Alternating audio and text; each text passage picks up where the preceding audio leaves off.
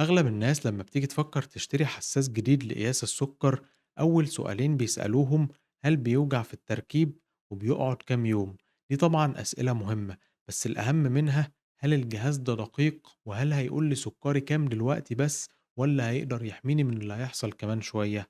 لو أنت مريض سكر أو أب وأم مسؤولين عن طفل سكري، الفيديو ده معمول عشانك. هنمسك جهاز أكيو تشيك سمارت جايد الجديد ونفحصه حتة حتة من أول المواصفات والمميزات لطريقة التركيب الصح، وليه الدقة بتاعته بتعتبر من الأعلى في السوق، وإزاي تاخد أقصى استفادة منه من غير ما تقع في الأخطاء البسيطة اللي بتبوظ القراءات.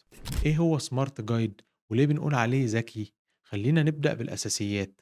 جهاز أكيو تشيك سمارت جايد هو نظام مراقبة مستمرة للسكر، بيتكون من حساس صغير بيتركب على الدراع، وتطبيق ذكي جدا اسمه ماي شوجر بينزل على موبايلك، والحساس ده بيفضل راكب على دراعك لمدة 14 يوم متواصلة. وظيفته انه يقيس السكر في السائل الخلالي اللي تحت الجلد كل 5 دقايق، ويبعت القراءات دي فورا للموبايل عن طريق البلوتوث. لحد هنا ممكن نقول ان دي وظيفة اي حساس للسكر، لكن كلمة السر في الجهاز ده هو التوقع.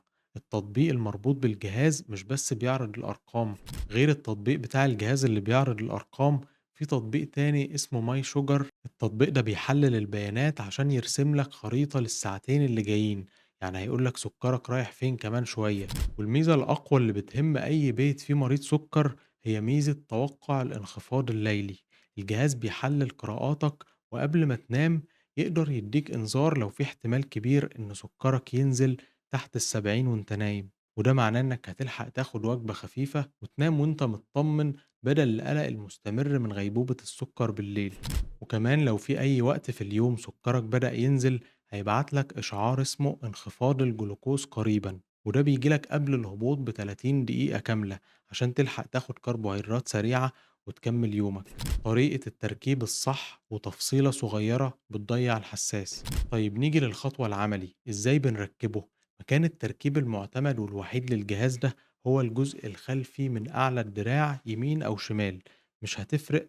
ولو المكان فيه شعر لازم تحلقه الأول، وبعدين تنضف المكان بمسحة طبية كحولية، وتسيب الجلد ينشف تماما. ولازم تغير مكان الحساس كل مرة. التركيب نفسه بسيط جدا، الجهاز بيجي جواه أداة تركيب بيضة، بتلف الغطا الأزرق اللي عليها وتفكه، وتحط الأداة دي على دراعك وتضغط بقوة لتحت، وبعدين تسحبها. وهنا في ملحوظة مهمة جدا: إن الغطا الأزرق اللي أنت فكيته بيكون مكتوب عليه رقم تعريف مكون من 6 أرقام. الرقم ده هو زي الباسورد اللي هتربط بيه الحساس بتطبيق الموبايل، فما ترميش الغطا قبل ما تعمل اقتران. كمان معلومة سريعة في التركيب: بمجرد ما تركب الحساس على دراعك لازم تعمل اقتران بالموبايل في خلال 30 دقيقة بالكتير، لأنك لو اتأخرت عن كده الحساس بيستهلك بطاريته وقت أطول عشان يلقط الموبايل. سر الدقة العالية للجهاز وليه في وضعين مختلفين للقراءات. طيب خلينا نتكلم في النقطة الأهم: هل دقة الجهاز ده تخليني أعتمد عليه وأنا بحسب جرعة الأنسولين؟ شركة روش هنا عملت نظام أمان صارم جدا بيخلي دقة الجهاز توصل لنسبة 9.2 من 100، ودي دقة ممتازة طبيا. بس عشان توصل للدقة دي الشركة قسمت شغل التطبيق لوضعين: وضع اسمه الاتجاه، ووضع اسمه العلاج. أول ما بتركب الحساس بيقعد يتعرف على جسمك ويشتغل في وضع الاتجاه. في الوضع ده الأرقام اللي بتظهر لك على الشاشة دي للمتابعة بس، بتشوف السكر بيعلى ولا بيوطى، لكن ممنوع تاخد بناء عليها قرار حقن الأنسولين. بعد 12 ساعة التطبيق هيطلب منك تعمل معايرة. المعايرة دي هي سر دقة الجهاز. هتقيس سكرك بجهاز الصباع العادي وتدخل النتيجة في التطبيق. بمجرد ما تعمل كده الحساس بينتقل لوضع العلاج، وبتبقى قراءاته معتمدة وتقدر تاخد عليها قرار جرعة الأنسولين. وعشان يأكد الدقة دي هيطلب منك معايرة تانية بعد فترة من نص ساعة ل3 ساعات. الخطوات دي بتضمن إن الحساس قاري جسمك صح بنسبة 100%. مواصفات عملية عشان تعيش حياتك بشكل طبيعي: بما إنك هتشيل الحساس ده 14 يوم على إيدك لازم يكون مناسب لحياتك. من ناحية المية، الحساس واخد تصنيف عالي في مقاومة المية، يعني تقدر تستحمى بيه أو تنزل حمام السباحة وتغطس لعمق متر لمدة تصل ل60 دقيقة متواصلة من غير ما يعطل.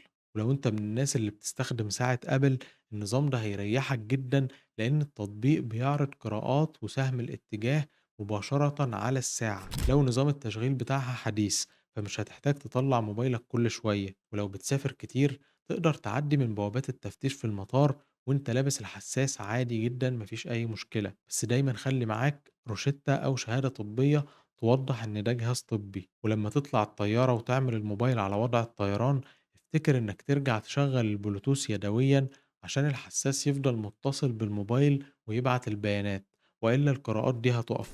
تحذيرات أمان ومواد بتخدع الحساس. أخيرًا في نقطتين أمان لازم أوضحهم كصيدلي عشان دول بيلخبطوا ناس كتير. النقطة الأولى تخص الأدوية.